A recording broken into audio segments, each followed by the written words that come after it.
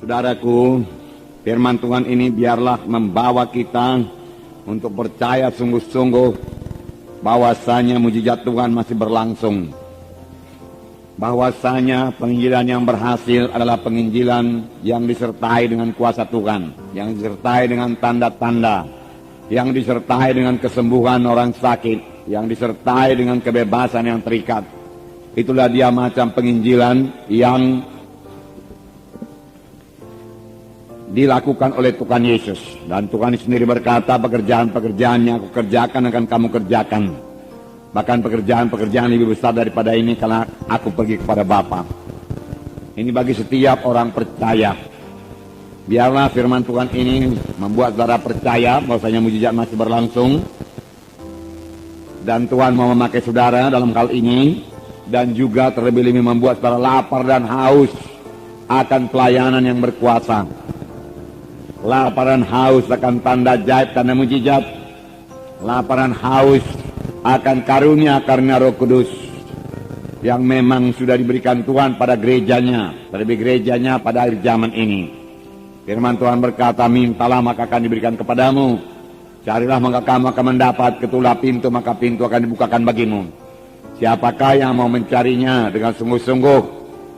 Nah, oleh sebab itu mari kita rindukan, saudaraku, kuasa dan tanda mujizat Tuhan ini. Jangan puas, saudaraku, dengan pelayanan yang biasa-biasa saja, ya. Harus terjadi mujizat Tuhan dalam tiap-tiap kebaktian kita, amin. Karena Tuhan kita ajaib adanya.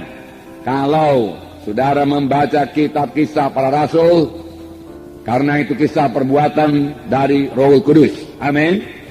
Ya, mujizat Tuhan banyak kali terjadi dalam kisah para rasul. Dan biarlah pada akhir zaman ini lebih banyak lagi mujizat Tuhan. Amin. Kita akan membaca kisah Rasul pasal 8 ayat 1 sampai 13.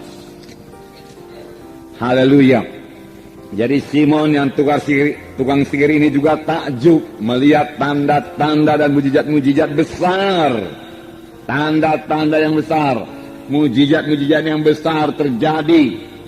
Jadi banyak tanda, banyak mujizat. Amin. Banyak penyataan-penyataan Roh Kudus harus terjadi dalam pelayanan kita. Pelayanan Filipus ini juga dikatakan mereka mendengarkan firman Tuhan. Tetapi mereka bukan hanya sekedar mendengar saja, mereka juga melihat tanda-tanda yang diadakannya. Setelah mereka mendengar firman Tuhan dan melihat tanda-tanda yang diadakannya, tanda mujizat yang tidak bisa dilakukan dengan kekuatan manusia, mereka dengan bulat hati menerima apa yang diberitakannya itu.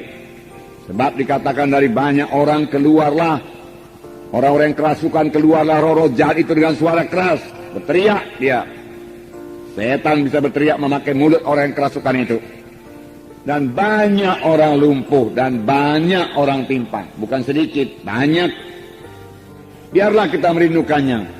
Biarlah kita lapar dan haus akan hal ini. Karena inilah dia pelayanan Tuhan Yesus. Dan Tuhan Yesus berkata, pekerjaan yang aku kerjakan akan kamu kerjakan. Sidang akhir zaman ini yang mengerjakannya. Sebab tanda orang percaya, mereka itu akan meletakkan tangan atas orang sakit, lalu orang itu akan sembuh. Dan mereka itu akan mengusirkan setan dalam nama Yesus. Dan setan bisa tunduk dalam nama Yesus.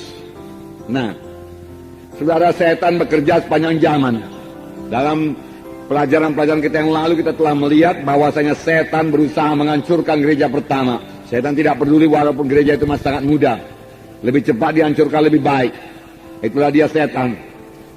Ya, pada waktu terjadi mujizat Tuhan, orang lumpuh disembuhkan, saudaraku. Kemudian mereka mengancam rasul-rasul dan berkata kepada Petrus dan Yohanes, jangan lagi mengajar dalam nama Yesus. Kami tangkap engkau. Kami punya kuasa menangkap engkau. Kalau engkau mengajar lagi dalam nama Yesus, diancam.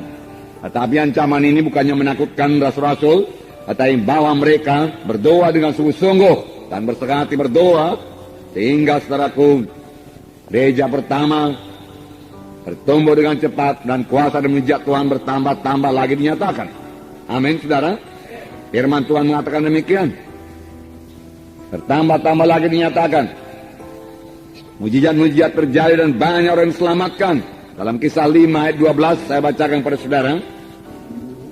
Kisah 5 ayat 12. Dan oleh rasul-rasul diadakan banyak tanda dan mujizat di antara orang banyak. Semua orang percaya selalu berkumpul secara shalom dalam persekutuan yang erat. Jadi bukan berpihak-pihak mereka, dalam persekutuan yang erat. Amin. Nah, milikilah persekutuan yang erat sama lain. Persekutuan yang erat. Dalam satu sidang harus ada persekutuan yang erat.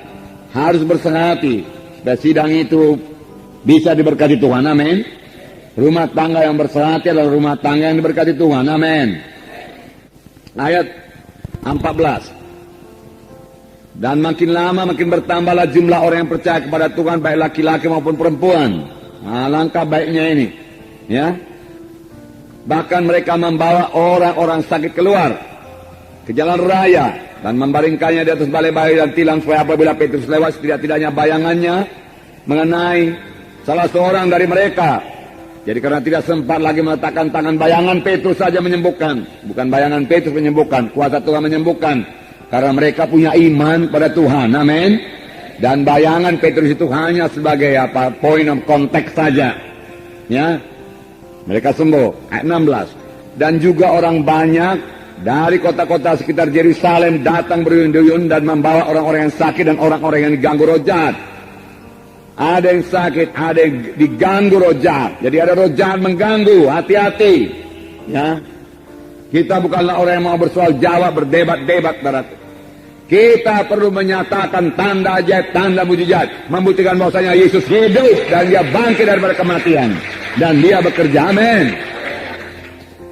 Saudara bisa melaksanakannya, saudara.